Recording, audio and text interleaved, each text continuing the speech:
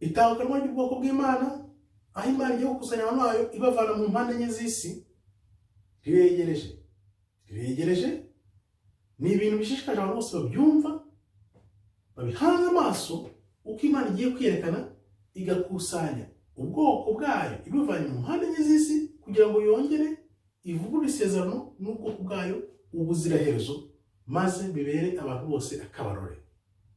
Ariko ukibaza ute bizagenda gute, bizakorwa gute ko ari ibintu twese tunyute kugira ngo tumenye. Igituma rero bikomeye ni iki?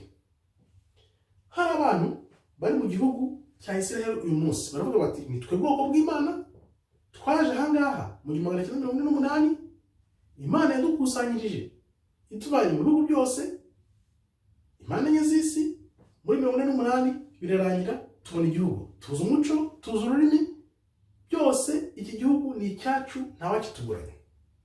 Ariko ukibaza uti mu 1948 Kristo ntabwo yigeze aza. Hakaba hari n'abandi bantu rero bavuga bati twebwe ntituzi iyo dukomoka, ntituzi impamvu nuko twageze aho turi, yaba bari muri Amerika, yaba bari mu mpande z'isi zose, batazi inkomoko yabo. Bakavuga bati ni twebwe twari bene igihugu, mwana tubeshye, uko byagenze turabizi, none turaha twisanze gutya tutazi aho turiho naho dukomoka, ni twe bwoko bw'Imana. None ugasubira inyuma ukibaza ute niba mu 1948 Imana yarabatahukanye ikabaha igihugu, niki cyahindutse kugira ngo uyu munsi bavuga ati hari abandi bantu bakiri hanze batari basa, reka tubazane baze mu gihugu. Kandi tuzi ko abantu kugira ngo basubire mu gihugu ntabwo bizakorwa n'umuntu, bizakorwa n'Imana ubwayo. Aho gashyiraho ikibazo ukibaza uti Nukubera iki? Cyangwa se ukongera ukibaza abo bavuga abandi ba kabiri bavuga ngo twebwe twahishwe inkomoko yacu dutangiye kumenya abo turi bo, kuki abo bantu batangiye kubivuga babacecekesha? Icyo ni ikindi kibazo nacyo. Noneho rero abatataniye hirya no hino cyane cyane bari muri Amerika babirabura baravuga bati nitwe magufa yumye. Amagufa yari yarumye none arazutse asuye mu bugingo, turongeye kubaho, tutangiye kumenya abo turi bo, none turashaka guharanira gusubira mu gihugu cyacu. Abirabura bose bari muri Amerika no hirya no hino hose batangiye bagenda bavuga bati nitwe bwoko bw'Imana, ntituzi inkomoko zacu, reba n'ikimenyimenyi tugendeye ku byo Bibiliya ivuga. Imirongo yinini, ibyago n'amakuba n'imivumo yose Imana yavuze izaba ku bantu bayo nibatayumvira, nitwe yerekana ko turi ubwoko bw'Imana n'ikimenyimenyi nk'icuzwa n'abacakara byanditse muri Bibiliya. Ibyo byose byerekana ko ari twe bwoko bw'Imana. None rero bari muri kiriya gihugu bavuga ko ari ubwoko bw'Imana, aho bakomotse no kuba hageze turabizi, bakabikubwira byose, ukareba muri Bibiliya, ukareba ukabona nibyo. Ukibaza uti bizagenda gute rero ngo tumenye ko ubwoko nyabwo bw'Imana bugomba kuba muri kiriya gihugu kugira ngo ubone umurage bwongere bugire isezerano n'Imana? Reka turebe rero. Tuzi neza ko aho ubwoko bw'Imana bwageraga mu mucakara, aho bagiye bajya hose mu mucakara, yaba muri Ashuri, yaba i Babuloni, yaba muri Persia, yaba mu Bagereki, hose nta kibazo cy'inkomoko yabo bari bafite. Ntabwo bavugaga bati ntabwo tuzi iyo dukomoka.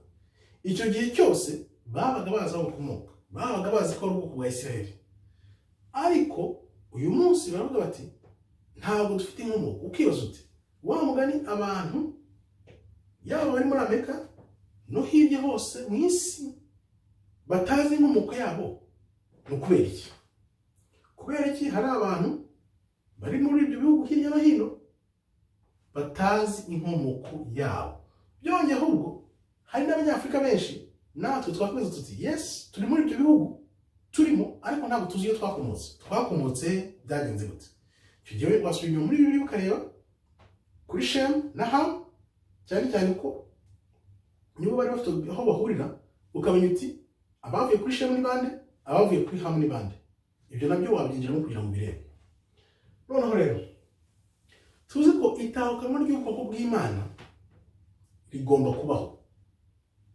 Aho niho rero bishyuhira, bigatera amatsiko, kuko byanze bikunze gutahukanwa k'ubwoko bw'Imana, yaba abo ngabo bari aho ngaho bavuga ngo nibo, yaba abo ngabo bari barabuze inkomoko yabo nabo bavuga ngo nibo, umwe muri bo byanze bikunze arigiza nkana, harimo uvuga ukuri, harimo n'ubeshya. Ibyo rero bigomba kwiyerekana, kuko gutahukanwa k'ubwoko bw'Imana buvuye mu mpande enye z'isi, byanze bikunze wabyemera utabyemera, ibyo bigomba kubaho. Kandi Imana yonyine niyo izabikora. Noneho Imana nibikora nibwo izerekana ubwoko bwayo nyabwo, akaba arizo ntambaro ubona hirya no hino byatangiye. Ubona umuntu wese ugerageje kubivugaho bamucecekesha, bashyiramo ingufu zikomeye kugira ngo umuntu aceceke ntibimenyekane hose. Ariko igihe cyarageze, ngira ngo ababikurikira batangiye kubikurikira maze nk'imyaka 10 babikurikira, byibuze 10-20, barabona aho bigeze. Urugamba nibwo rushyushye.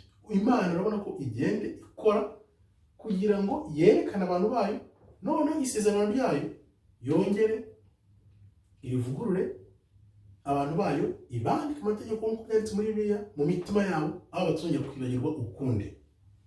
Reka turebe rero igitera ibintu gukomera, nuko byanze bikunze Imana izashyiramo akaboko kayo, bigomba gukorwa n'akaboko kayo. Wibuke Imana iravuga ngo nintahukana ubwoko bwanjye bwanyuma bidasubirwaho, kugira ngo bushyire mu gihugu cy'isezerano nahaye Abraham, Isaac na Yakobo, nuko nzabavana aho bari mu mpande enye z'isi nkoresheje akaboko kanjye gakomeye. Iyo ni Imana ibivuga. Noneho ikizatangaza abantu nuko ibyabereye mu Misiri, muri Egiputa, bizahinduka nk'urwenya. Imana kugira ngo izavana ahantu abantu bose turi, yes turi, izabikora mu buryo butangaje, ku buryo gutandukanya amazi biriya yakoze mu Misiri no muri Egiputa, ayo Egiputa, bizaba nk'ibitwenge gusa. Abantu bazatangara, ku buryo abantu bose bazahita bagwa hasi bavuga bati burya ba bantu twabafata ko dushatse, tubavuma, tubakora uko dushatse twese, kumbi nibwo bwoko bw'Imana.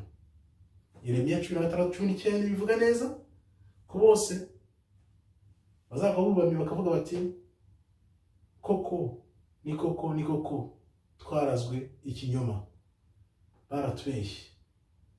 Izo bishyushye rero, ngira ngo murabona ibiri kuba hirya no hino. Iyi ni intangiriro gusa, kuko mu minsi mike abantu bose bagiye kumenya ukuri, bagwe mu gatangaro. Murakoze rero, Imana ikomeze ibarinde. Shalom, shalom, shalom.